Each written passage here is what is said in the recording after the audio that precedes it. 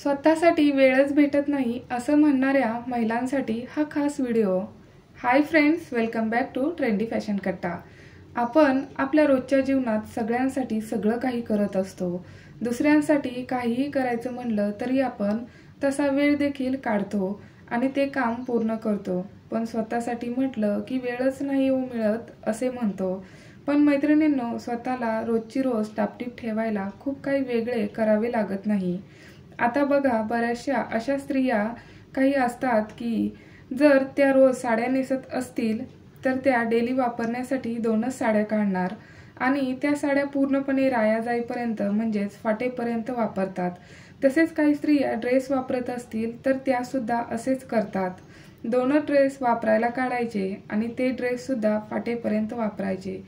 तर मला इथे काय म्हणायचं आहे की तुम्ही 2 साड्यांऐवजी किंवा ड्रेसऐवजी 4 साड्या किंवा ड्रेस काढा ना, जेणेकरून तुम्हाला ते अदलून बदलून वापरता येतील आणि ते जास्त दिवस टिकतील सुद्धा। अशाने तुमची पर्सनॅलिटी 4 चौघींमध्ये छान दिसेल आणि स्वतःला देखील छान वाटेल। तसेच बऱ्याच स्त्रिया या डेली गाऊन वापरतात, तर त्यांच्यासाठी सुद्धा माझे हेच म्हणणे आहे की ठीक आहे, तुमच्याकडे 2च गाऊन असतील तर तुम्ही कधी ड्रेस घाला कधी गाऊन घाला, असे चेंजेस करत राहा।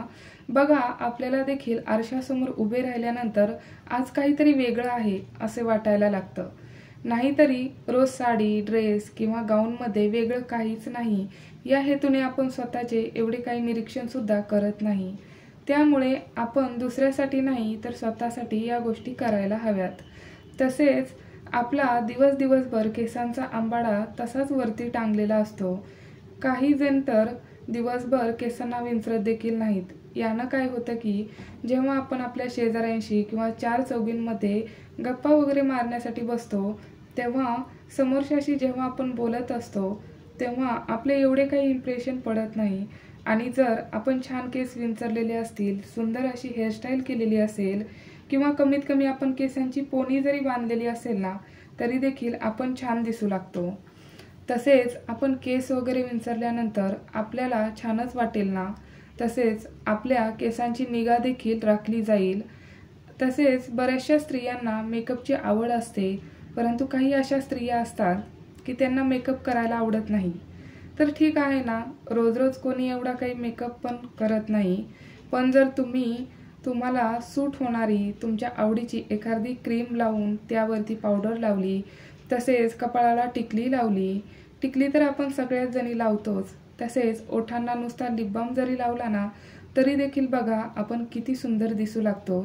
टिकलीबद्दल मला इथे एक टिप सांगायची आहे, ती म्हणजे जर तुमचे वय जास्त नसेल, म्हणजे तुम्ही जर 40च्या आतच असाल तर तुम्ही मोठी टिकली लावण्याऐवजी छोटी टिकली लावून बघा।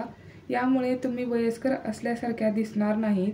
बघा, आपण ड्रेसवर वगैरे छोटी टिकली लावणे जास्त पसंत करतो। तसेच जर तुम्हाला छोटी टिकली लावायला आवडत असेल आणि तुम्हाला ती छान देखील दिसत असेल तर तुम्ही अशाच टिकलीची निवड करा। तसेच आपण आठवड्यातून एकदा तरी आपल्या चेहऱ्याची काळजी घेतली पाहिजे। आता ती काळजी म्हणजे कोणती, तर चेहऱ्याला स्क्रब करणे, त्यानंतर वाफ घेणे आणि त्यानंतर चेहऱ्याला फेस पॅक लावणे, या गोष्टी आपण आठवड्यातून एकदा करायलाच हव्यात। आणि हे सगळं करण्यासाठी काही पैसे लागतातच असे नव्हे, आपल्या बायकांच्या किचनमध्ये सगळं काही सामान भेटत असतं, तर ते वापरून आपण आपल्या चेहऱ्याची काळजी ही घेतली पाहिजे। यामुळे काय होतं ना, तुमची डेड स्किन निघून जाते, चेहऱ्यावरील काळे डाग किंवा डोळ्यांच्या खाली काळं झालं असेल, तसेच आपल्या चेहऱ्यावरती सुरकुत्या दिसत असतील, आपला चेहरा हा खूप खरबूड वाटत असेल, तर हे सगळे प्रॉब्लेम दूर होतात आणि आपला चेहरा हा तुकतुकीत दिसायला लागतो। तर करून बघा, हे तुम्हाला नक्कीच रिझल्ट हा चांगलाच मिळेल। यामुळे तुम्हाला स्वतःला देखील छान वाटेल। फक्त आठवड्यातून एकदा या सगळ्यांसाठी वेळ काढायचा आहे। तसेच आणखीन एक मुद्दा म्हणजे, येथे मी प्रत्येक जणी करत असतील असे नाही म्हणणार, पण बऱ्याचशा अशा स्त्रिया आहेत ज्या असं करतात आणि ते काय करतात तर आपल्या ॲब्रो कितीही वाढल्या तरीही त्या फक्त सणाला, काही कार्यक्रम असेल किंवा बाहेर फिरायला वगैरे जायचं असेल तेव्हाच करतात। एरवी केसांमुळे टिकली नाही बसली तरी सुद्धा तिला दाबू दाबू बसवतील, पण थ्रेडिंग काही करणार नाहीत। तर असं नाही करायला पाहिजे।